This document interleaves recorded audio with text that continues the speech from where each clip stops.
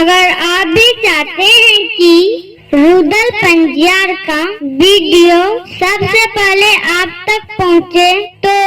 लाल button दबाकर channel को subscribe करें और घंटी के निशान अवश्य दबावें। यहाँ जब मैं जैबई यहाँ के लिए हम बेटा के बदला बेटा पानी के खार है। लाल पियर के फर की डोली यहाँ ले हम बना लेबे।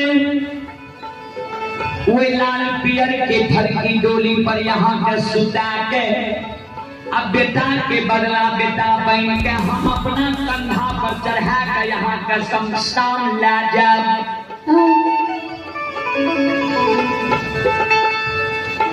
सासू माँ शमशान में जाकर उत्तर दक्षिण की आंची खोल के वही आंची में यहाँ के सुला दे। यहाँ के बेटा के बदला बेटा बन जाब। हम अपना साचरा को पिन पहिर लेबे, सत बनहा ऊक बना लेबे। सासू माँ बेटा तो बेटा है छे, लेकिन बेटा से कम पुतोह नहीं होई छे, लेकिन पूजा समझे वाली पुतोह चाहिए। हे सासू माँ सात बंधन के ऊक बना लेबे, अचरा को पिन पहिर लेबे, सत बन्हा ऊक में आग लगा लेबे। जना बेटा घूम घूम के माय बाप के मुंह में आग दे छे, से सासू माया हुई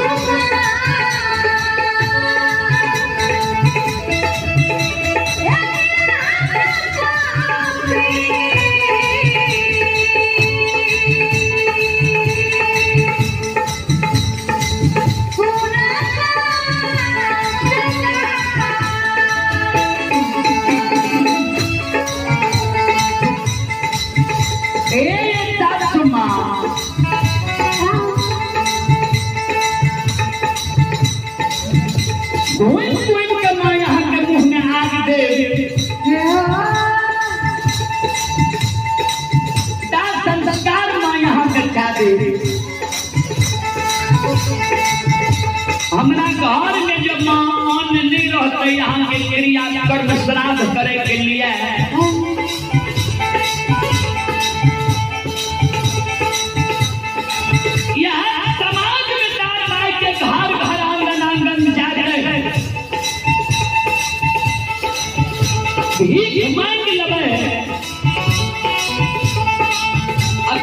मांग के यहाँ के माँ हम क्रिया कर्म श्राद्ध खा देती माँ मैं कौन हूँ धीरज कौन हूँ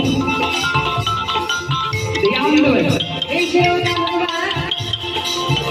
वो समय के पुतौ के केहन नेक विचार रहे ध्यान से सुनबो जिस साथ जब बेटा के शोक में कानै छै त साथ से कहै छै बेटा के बदला बेटा ने ओइ दिन हम मीट मांस खेबै आ ओइ समय के पुतौ के देखियो कते नेक विचार रहे साथ के कहै छै जे यहाँ मरबै त बेटा के बदला बेटा बन के हम यहाँ के मुंह में आग देब ने खाना ने अच्छा से गिराबो ध्यान देबै श्रोता बंधु मां बहन बाबू भैया सब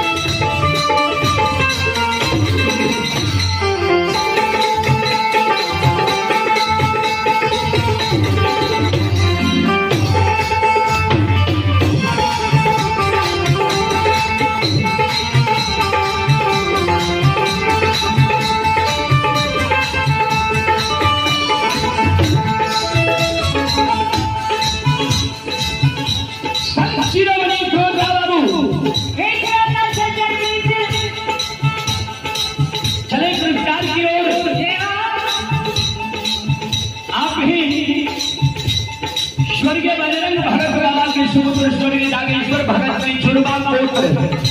फोटो एवं लामदेव दोनों श्रद्धालु की ओर से श्रद्धा के साथ हमारे उड़ाव दिन से शानदार 200 करोड़ रुपये की पुरस्कार है एक बार श्रद्धालु के नाम पर